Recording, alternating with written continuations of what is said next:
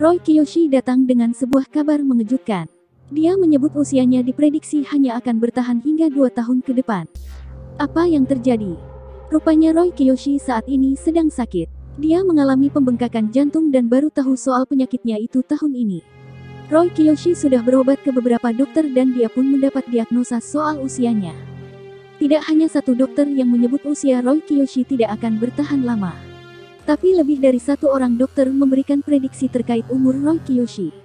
Namun, dirinya tidak ingin berputus asa dengan apa yang didiagnosa dokter. Ya balik lagi dokter vonis aku, tapi Tuhan bisa berkata lain, kata Roy Kiyoshi ditemui di kawasan Transmedia, Jakarta Selatan. Statemen dokter yang bilang aku cuma bertahan 2 tahun di vonis seperti itu. Kan gak hanya satu dokter aja, tapi ada dokter lain.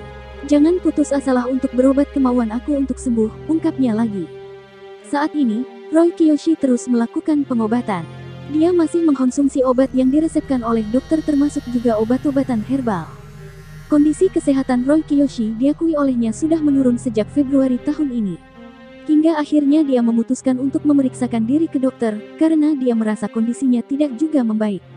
Sudah kelihatan dari bulan Februari, tapi makin lama makin parah, ya sudah seperti itu divonisnya, kata Roy Kiyoshi. Sejak Februari itu, Roy Kiyoshi pun mengonsumsi obat-obatan. Dokter memintanya untuk terus minum obat karena kondisi kesehatannya yang menurun. Roy Kiyoshi mengaku diminta untuk minum obat seumur hidup oleh dokter. Memburuk-memburuk akhirnya dokter nyuruh aku minum obat seumur hidup. Aku coba pengobatan Chinese herbal, terus juga itu coba pengobatan medis. Walaupun aku nggak terlalu ngerasa Chinese herbal ini manjur atau nggak, jelas Roy Kiyoshi. Jadi kalau pakai Chinese herbal harus pakai resep dari dokter ya.